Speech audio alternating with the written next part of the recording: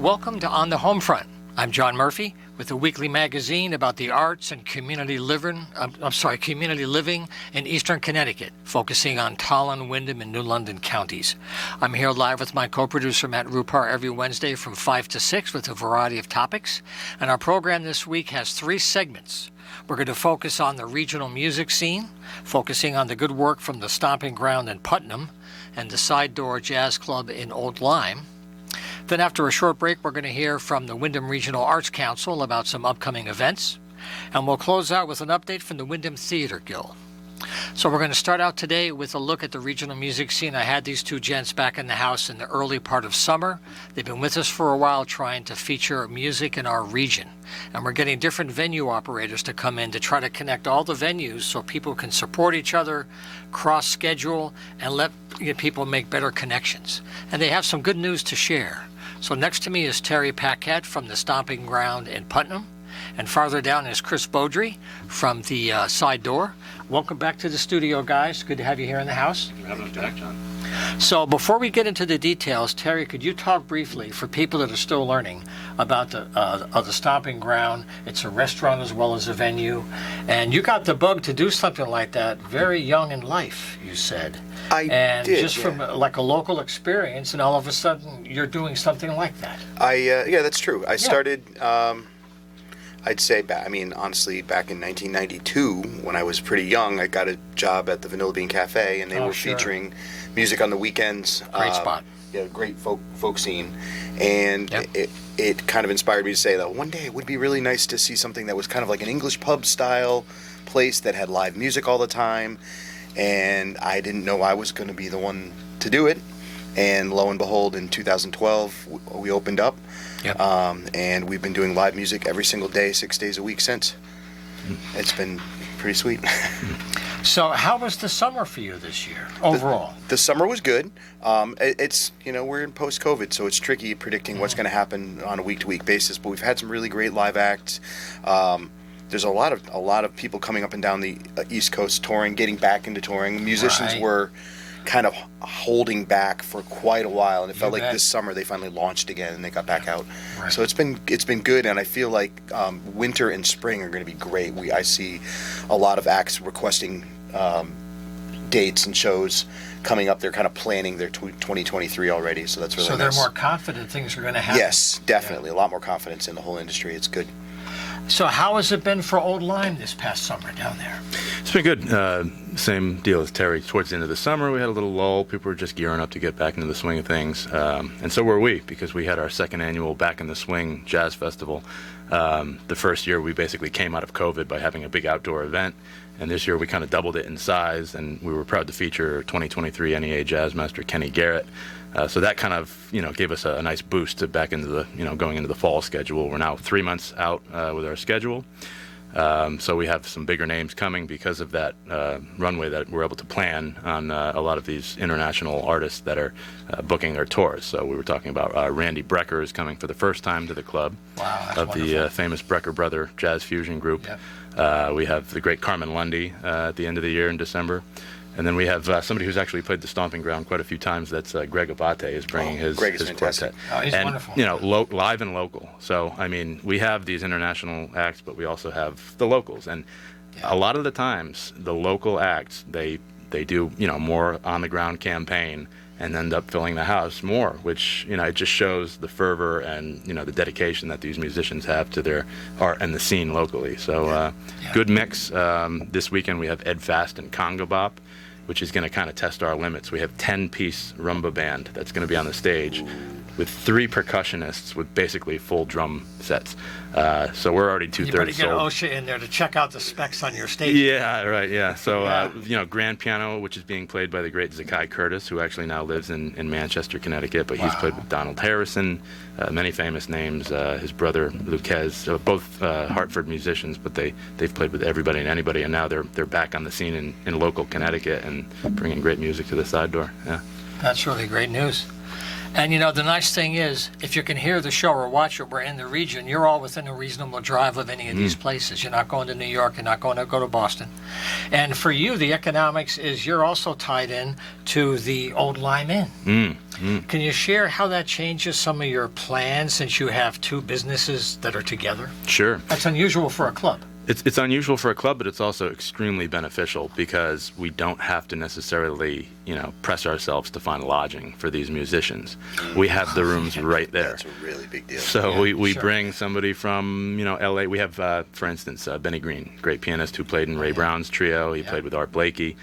He's coming over for a little East Coast swing, and he needs a place to stay before and after the gig at the Side Door. And we said, we got you, So it makes it that he can play the club, give us a decent rate, and still, do the date, basically. So, yeah. And obviously, it's a very nice 13-room inn that has fireplaces. I mean, it's quite an attraction. OldLimeInn.com and then SideDoorJazz.com, respectively. Right, those are the websites.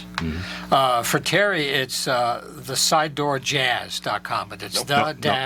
That's The Stomping Ground. the-stomping-ground.com. There you go. Thank you very much. No worries. Now, your aspect here is you have an ongoing restaurant. Yes. So one kind of feeds the other, so to speak. So to speak, yes. And how does that work for you to keep the thing afloat and to help subsidize? Some shows do better than others. You never know. How does that help you with the food? Well, we have a built-in crowd, first off. People come Wednesday through Sunday knowing that there's going to be music at night. So we have the restaurant business we serve from 11 a.m. The kitchen closes at 10 p.m. at night. We're open until 1 a.m. So we have the food service when there's not music going on. That helps kind of financially support us. And it gets us known for other things because some people aren't really focused on the music. They're focused on the food and the drink and the atmosphere of the Stomping Ground, if you've ever been, which I know you've been there. Like a nice pub. Lots of art, lots of unusual sculptures hanging from the ceiling. Things change often. So that kind of is an inviting atmosphere. And then you just add the music to it at night, every night, except for Mondays. And then we have some day shows, Saturday and Sunday. We have a 1 o'clock show as well.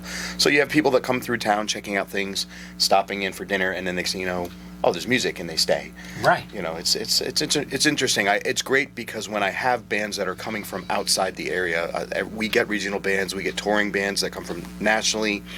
We've had some people from Europe as well, and they're not necessarily going to bring their own crowd per se. The locals may not know them, but they're coming to see good music in the first place. Right. So there are already people there. It's a nice.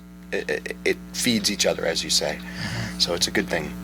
It's nice to see people talking about coming out of the caves. Yes. Whether it's the fans who are supporting the music itself, or the presenters who say, we can float this for a while. We made it through a horrible storm. We took some losses.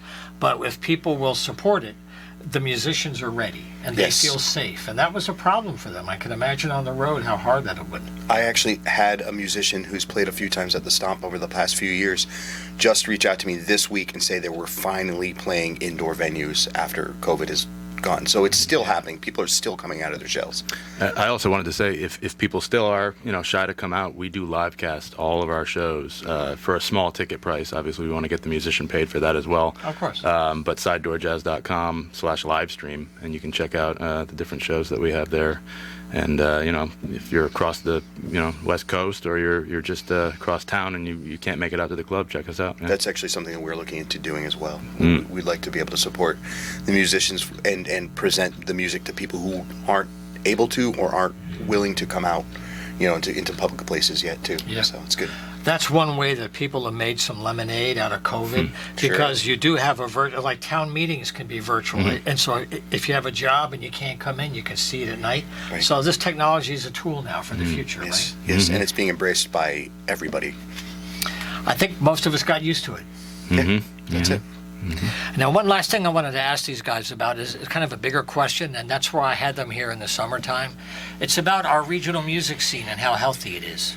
And one thing Terry mentioned that was reassuring to me is the sense that he tries to bring in national or regional tours, to bring in bands that are more seasoned, maybe a bit more miles on the odometer, and they're on the road.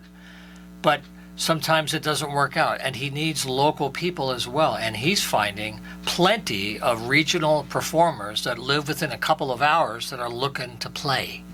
Can you talk about how that complements both of you when the locals are the bread and butter for ongoing life every day, but special things coming through are different? It's exactly that. I mean, the local music scene and the local music community is huge. It's one of the things that inspired the Stomping Ground. And I know that if I'm having trouble trying to find a bigger act on a national level, it almost doesn't matter, because there are so many super talented musicians within up to a 4-hour range that want to play, are looking for places to play, that are excited to play at the Stomping Ground specifically. I don't know. It just keeps us going. We again, like I said, we have six days of music a week, 9 shows a week, and I have every slot filled until the end of the year. How about your mix of sounds? Because all these music labels are falling away these days. It's hard to label music sometimes unless somebody is really specialized. I love it. Quite honestly. Yeah. Genres are misleading. I think that, we see everything from blues to folk to Americana.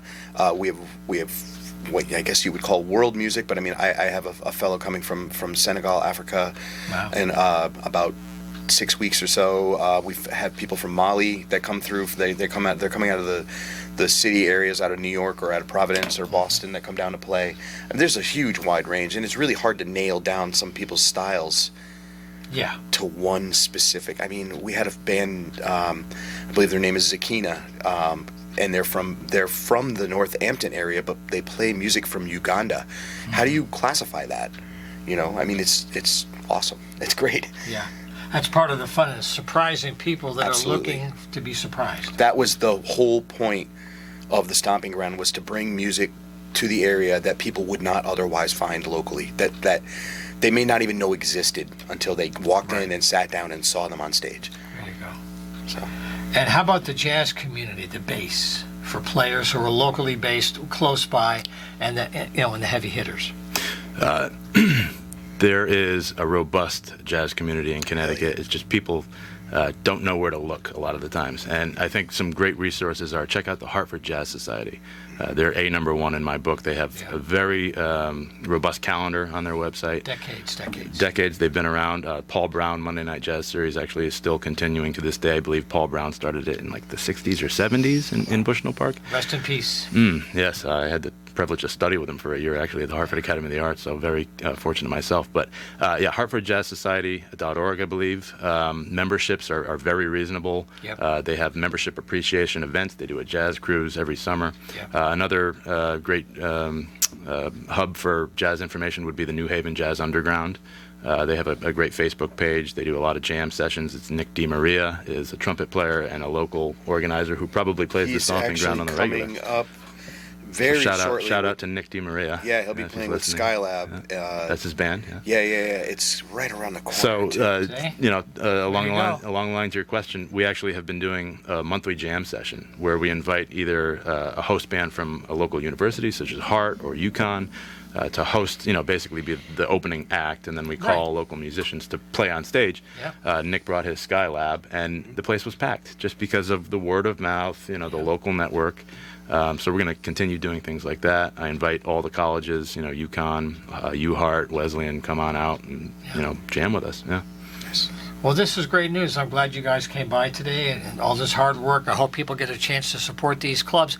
We've also had the Packing House on up in Wellington, kind of northwest of us. We're still trying to contact a club down maybe Lebanon towards the Norwich area. There's some stuff down there. So we want to keep this going. I thank you for all the good work you're doing to keep the music alive. Because of you, we have places to go. Thank you, John. Well, thank you, John. And we'll look forward to our next adventure, okay? Absolutely. Sounds great. Okay, we'll take a short break for a couple of messages, and we'll come right back with a look at the Wyndham Regional Arts Council. Don't go away. Okay, we're back live in the studio here on the Homefront this week on WILI. This is the 4th show in our new series, and each week we are done live on the radio at 1400 AM and 95.3 digital FM. We're also videotaped for our local cable public access channel, which is 192 for Spectrum. And we're also on the WILI Radio YouTube channel, so our guests can get exposure for their stories in other places.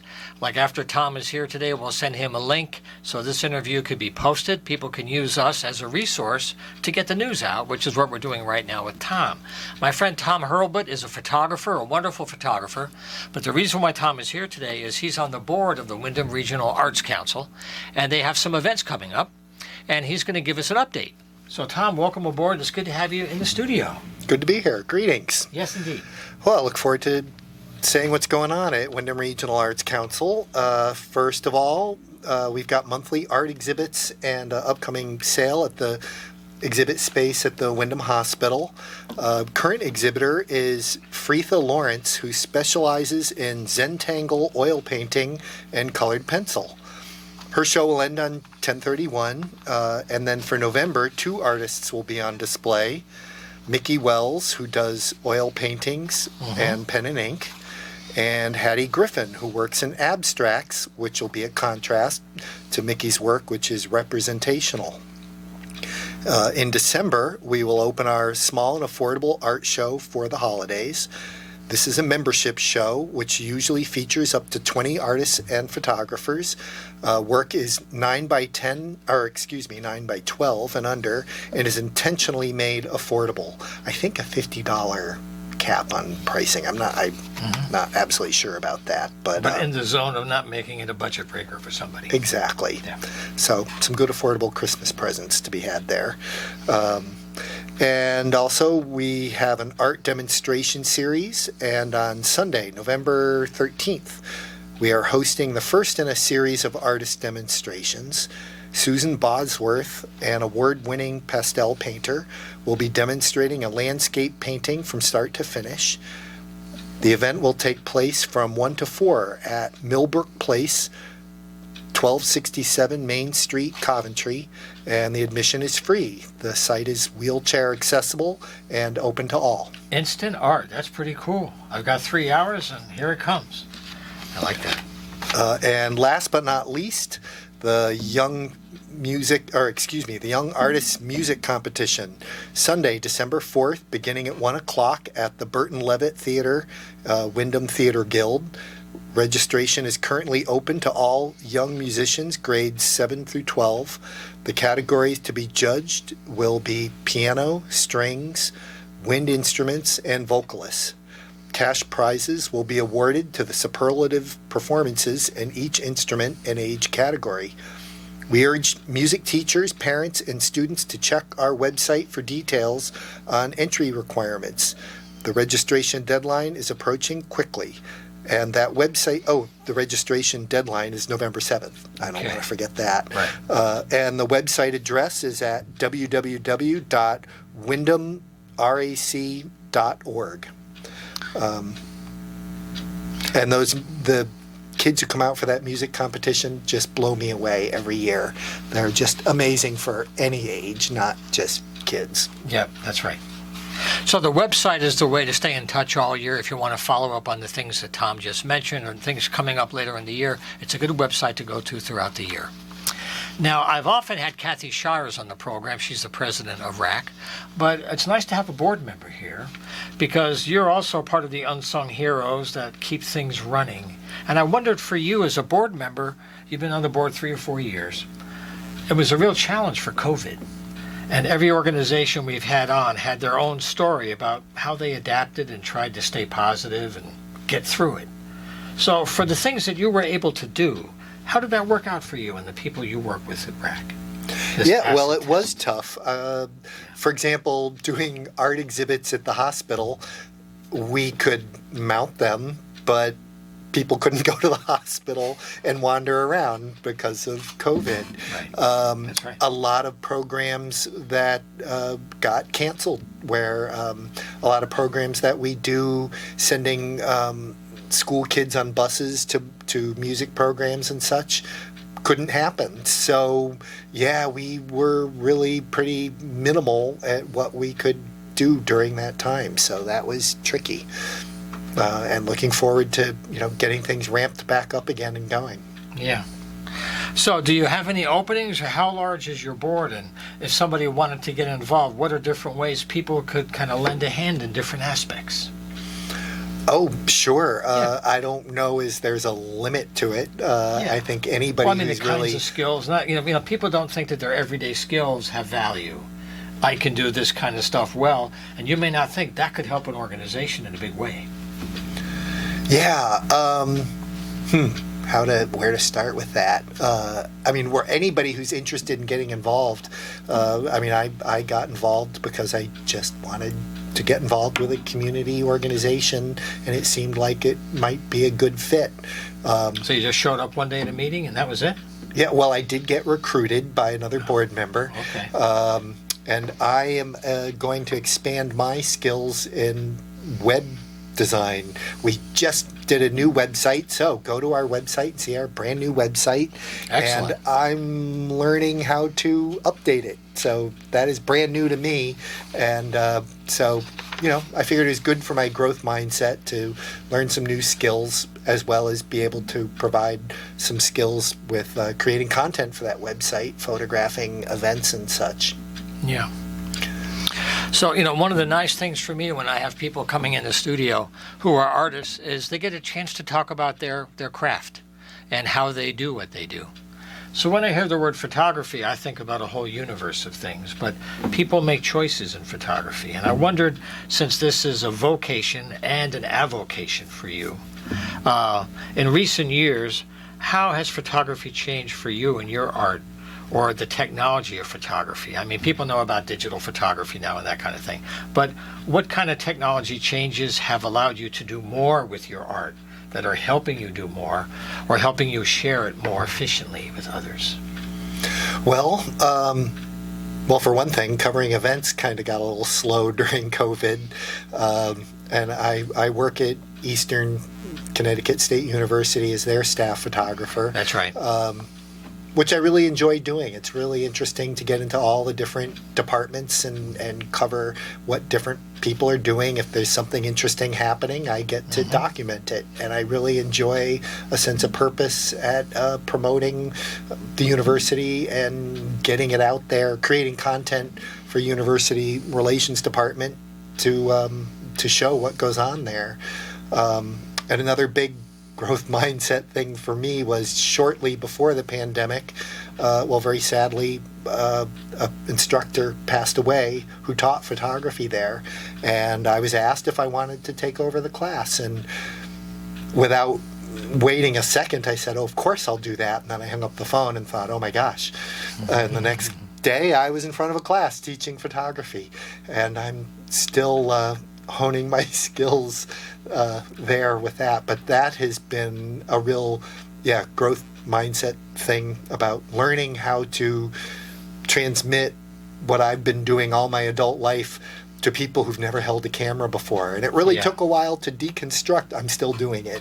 To deconstruct what is intuitive to me and how to explain it to people who have no idea what's inside a camera and what it does.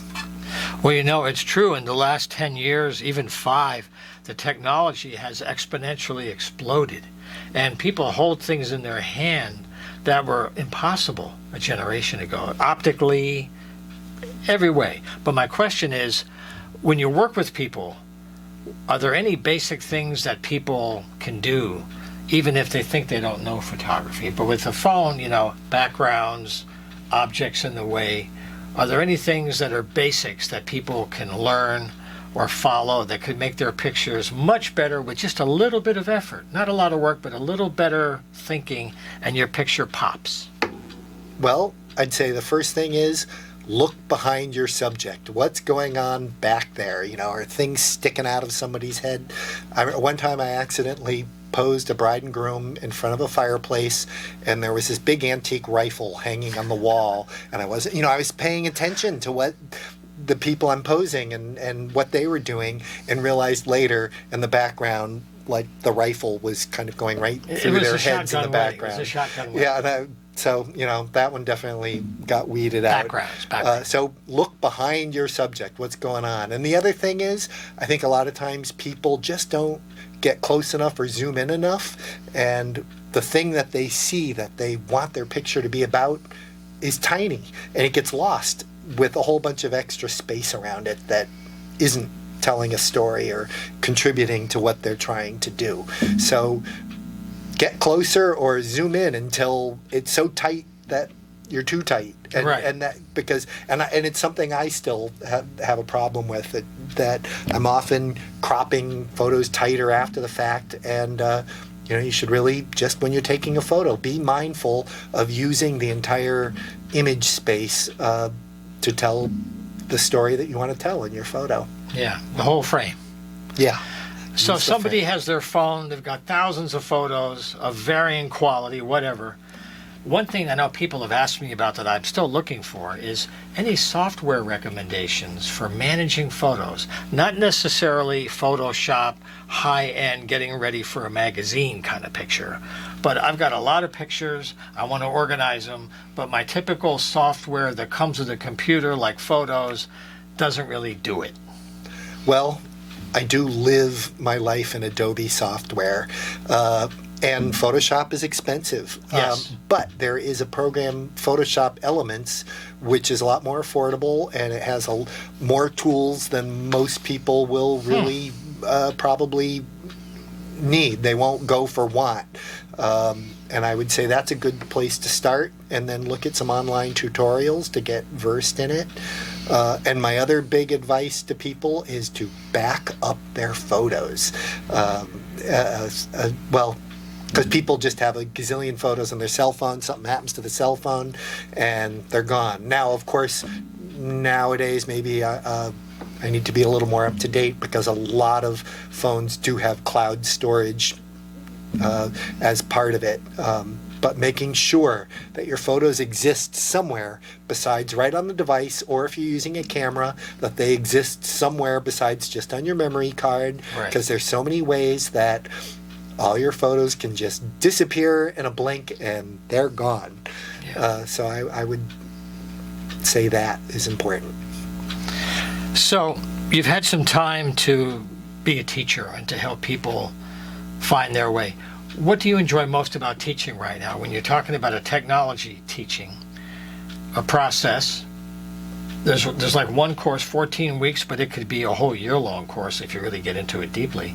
But what's the process, and how's it been for you to learn teaching and share your craft with people that are trying to find their way? Well, and my students probably are a little frustrated with this, because they just got their midterm and there was a lot of technical stuff on it. And I guess It I'm a can bit happen. of a wonk about that, which is learn how the camera works. That now, for cell phone users, you don't have to really think about it a whole lot. But for people who have a camera that has controls, really learning what does it mean to change the settings, and why you change those settings, and what settings you use when you're in bright light, dark light, and to be cognizant of that, because but I guess a lot of people don't, because the cameras have gotten better at working on automatic. I hate Yeah. to say that, Yeah. but still, there's just so much more you can do if you understand what the camera's doing, if it's thinking for you, and Yeah. when you want to override it and control what it's doing. And sometimes you have a camera that has more options for manual, so you can really play a little bit and experiment with some settings that they do offer, whatever the range might be for f-stop or maybe exposure speed, something like that. So you can manually experiment and try things out. And the big advantage of using, well, again, cell phones keep getting better and better. It's Yeah. a little scary for me, but true. to use to have different lenses to use that can do things more than just that one little itty bitty lens on your phone. Yeah.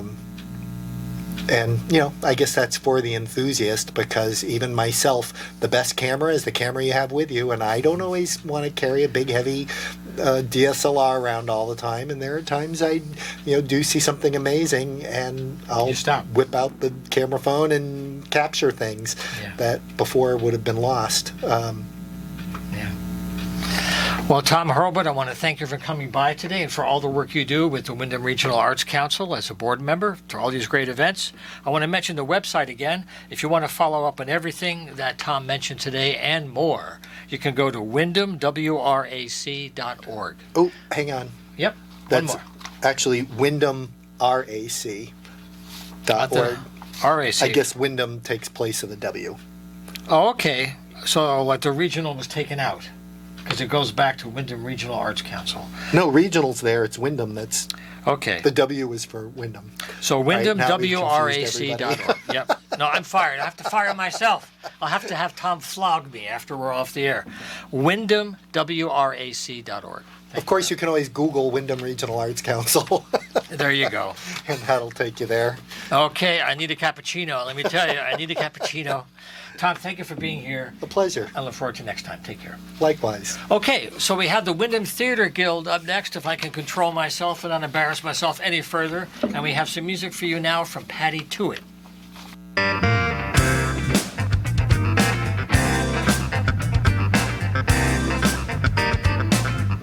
Am I good enough?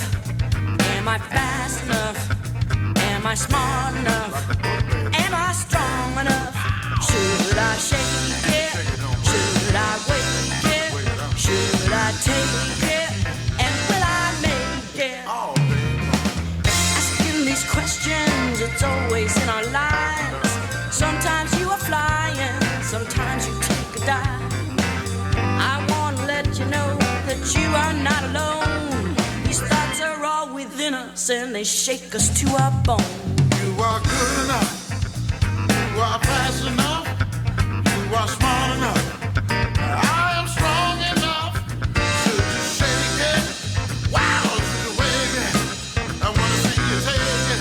I'm baby gonna make it. We all have visions of how our lives will be. Sometimes doors are open, sometimes you lose the key. You might think it's useless if you find the door is locked.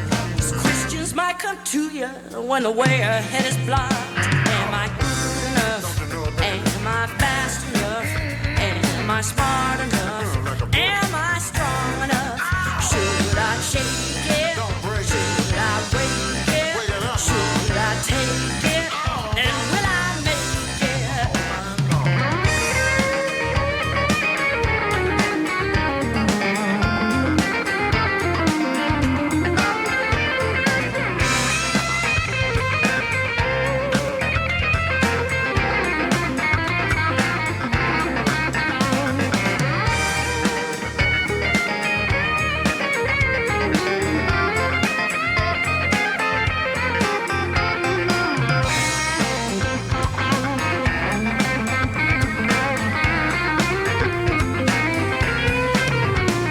So if that door's closing, find another way.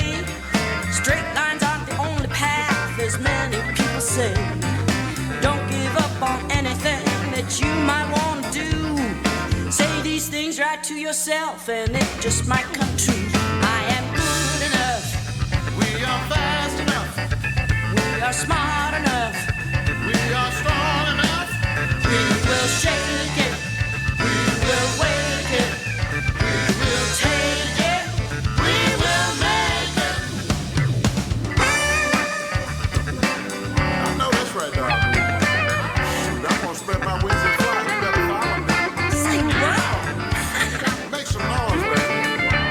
Early in the morning, let me see you do your thing. We gonna make it. Gonna shake it. Gonna do it. We're gonna do it all right. Yeah, That's right, dog. you know. Keep that groove going. Oh yeah.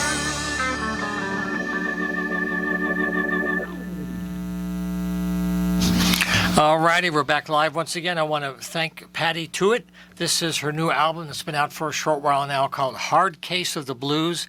It's really nice. We had Patty here a few weeks ago when this came out to talk about her work with Paul Nelson, and I play it once in a while. The tune we heard was I Am Strong Enough from Patty To It.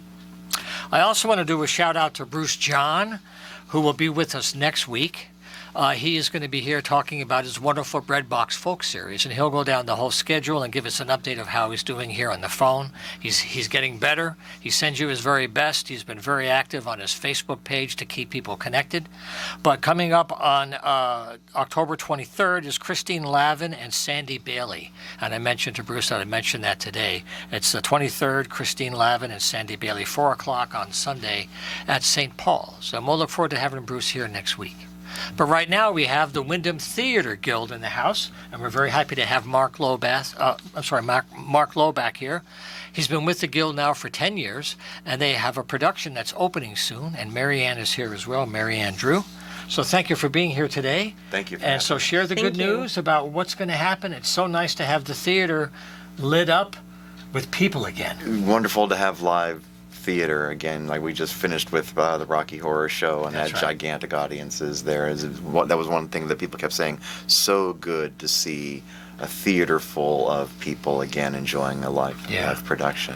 Plus, doing that with Rocky Horror is a crazy way to open the theater. It's really good kitchen. It's the perfect way to open it. Suppose so. After being kind of shut down for a while, is just just do something with a big blowout. Not too much food but in anyway. the throne, right? Not too much food. No, we There try you to go. prevent all that. There you go. Our show. So our show, we call ourselves Prometheus Theater of the Air. Mm-hmm. We're kind of an amateur radio theater group. We got started 10 years ago, and the show that we're doing at the Guild on October 29th is called Tales of Terror. Ooh. It's we are going to be, they are radio dramatizations of 3 classic short horror stories, 2 of which are The Telltale Heart by Edgar Allan One Poe. of my favorites. Oh my God. My son's favorite. Yeah, and The Monkey's Paw, which probably everyone read when they were in 7th or 8th grade. Yeah. And a third one, which is based on a short story by Bram Stoker, who wrote Dracula. Excellent And we're going material. to be acting these out on microphones on stage. We've got a few live sound effects, lots of wonderful, fantastic, creepy, scary, will make you squirm in your seat sound They made effects. me squirm. I like that. It was quite the Do reaction you when we have heard. a live beating heart? Well, inside well- I do, not exterior. I know you have to pull up the floorboards to get it, right? Is that the... Well, sorry. there's got to be a sound effect of a beating heart. There's got to be several sound effects of a beating heart. So there's, when the murder takes place, the heartbeat has to slow down. And then we've got to hear later on as the nameless narrator is being interrogated by these 2 policemen who have come by to investigate a shriek.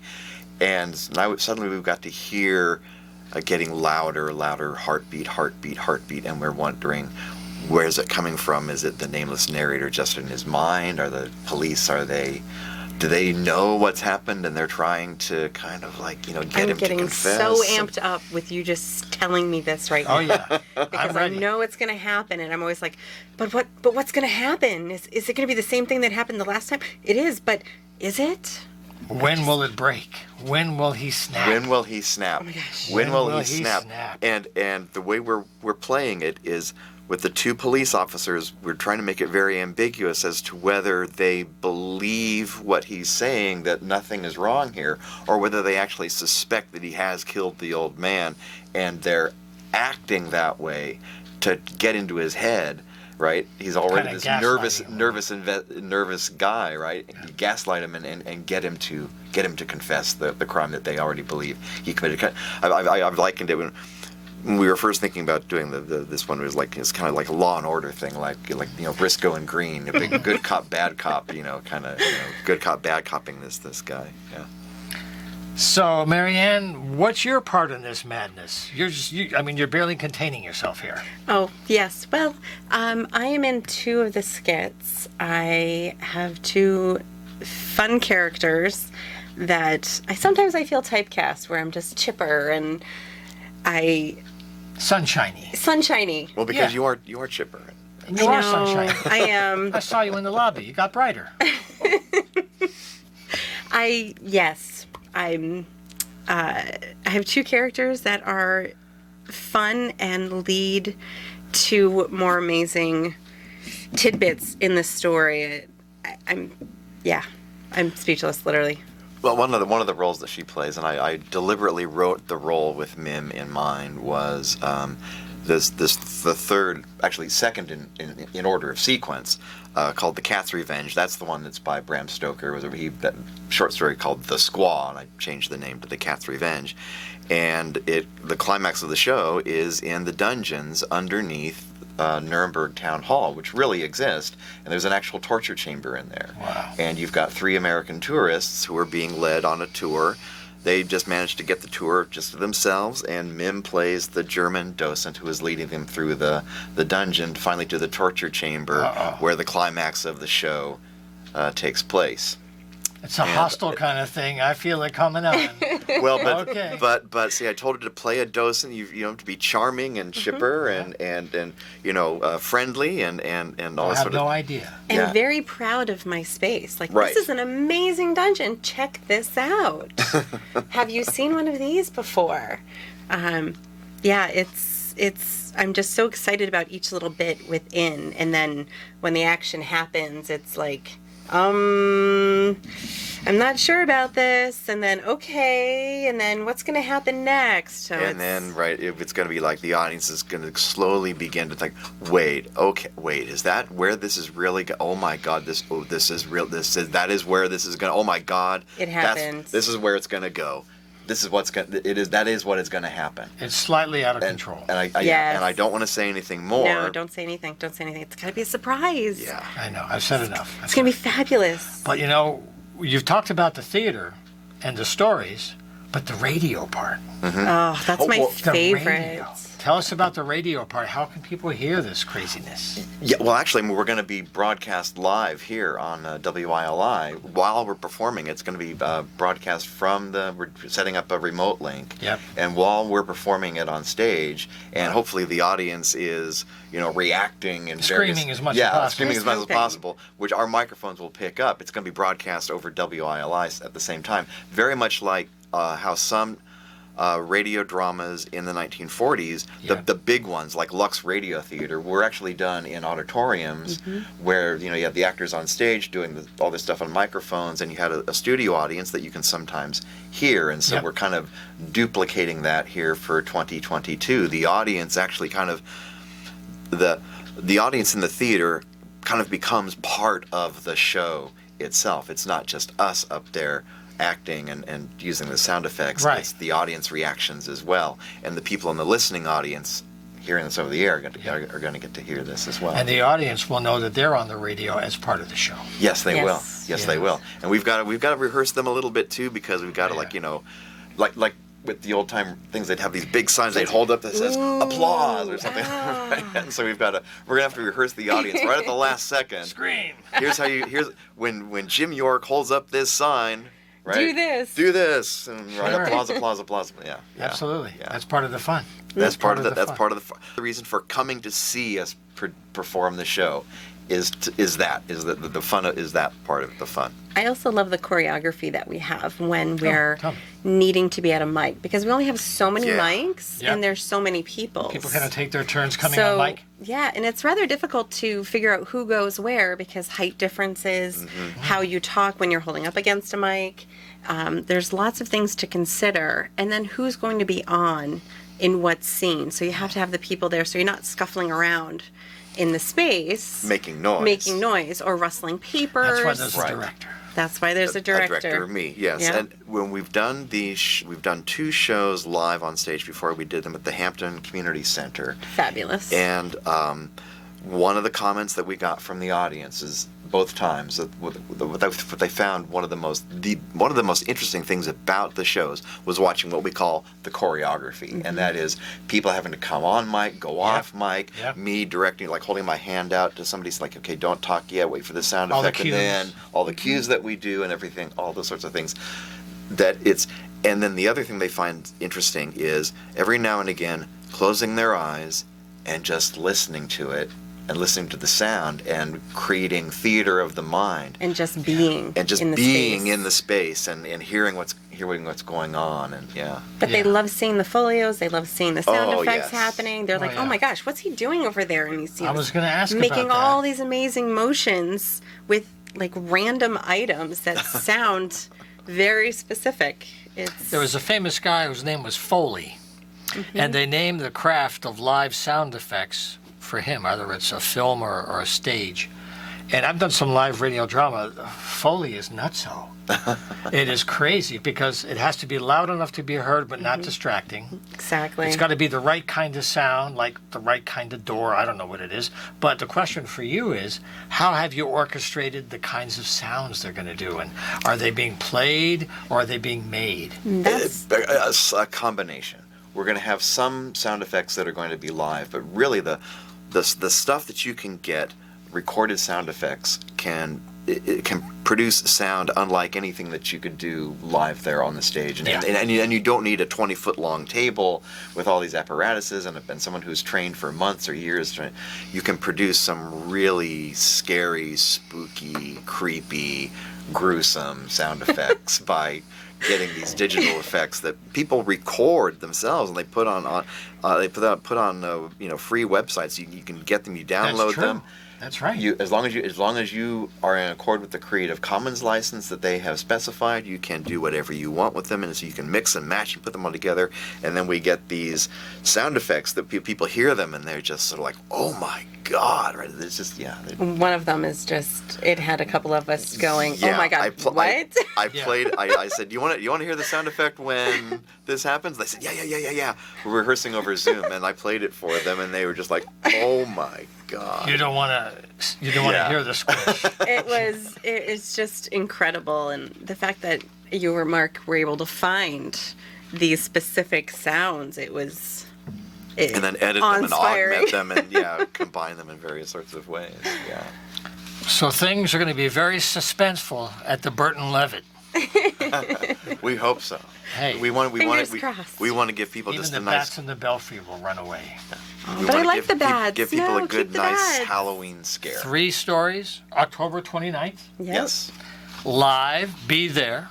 And I wish you a great evening, and we'll look forward to your next presentation. Thanks very much for Thank having you. us. Hey, good luck with everything. Thanks for Thank making you. it out. Should be a great time. Okay, well, our time always flies here. If you'd like to be in the house, we'd love to have you in the studio or on the phone if you can't travel.